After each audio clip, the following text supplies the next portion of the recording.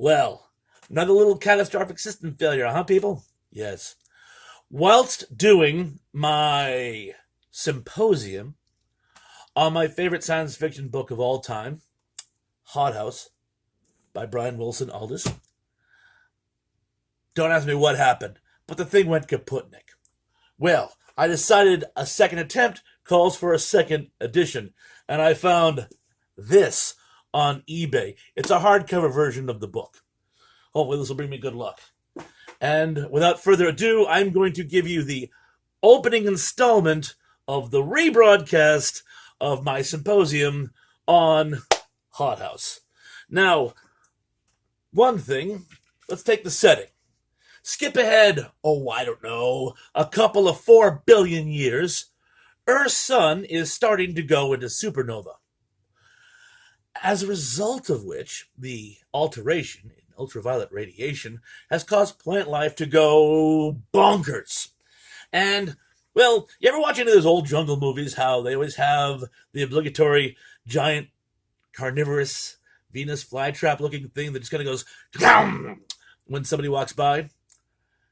Picture an entire planet of plant life like that. Yes, plant life has become carnivorous, it's become aggressive, and it's because, well, basically the apex predator.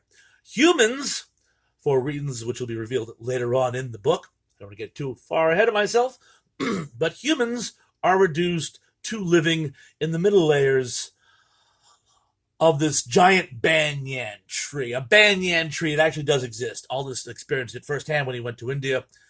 It's, picture a giant redwood, only as it outstretches new limbs, the limbs drop down branches heading towards the ground, and those form into trunks, thus proliferating the tree over many, many, many miles. You'll have an entire forest made out of this one tree.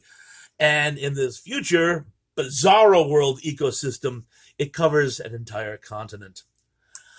Additionally, the humans have been reduced to living almost as tribal chimpanzees, living in the mid layers of this giant banyan tree, having little adventures and trying to stay alive while routinely being eaten by these giant carnivorous plants.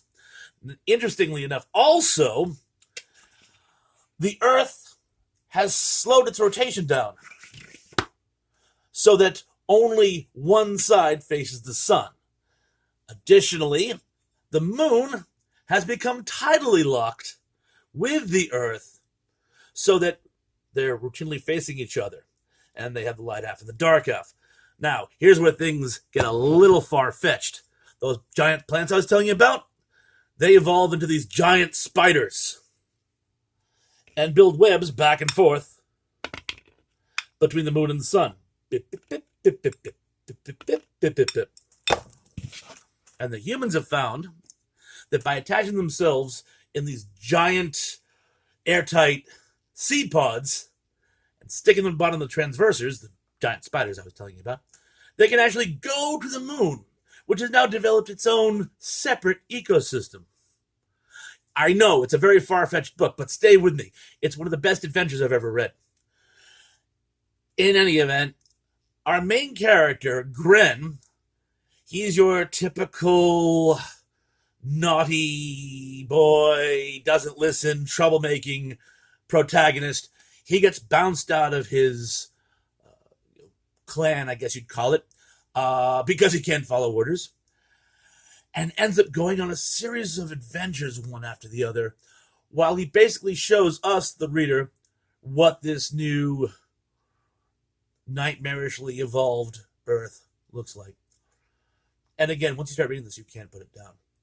Now, much like I did with Callahan's, I'm going to pick up as I go. I've started reading it again, probably for the 6th time at this point, but I'm going to give follow-up posts as I go. If you don't have a copy, go out, get one, read it along with me, and tell me what you think as we go. In any event, this is my 2nd attempt at Hothouse. It won't be the last because I have some follow-up posts. And anyway, go out, good reading, and again, as always, at the risk of sounding like a broken record, hit the like and subscribe. Thank you. Anyway, hopefully there won't be any catastrophic system failures with this post, and I'll see you very, very soon.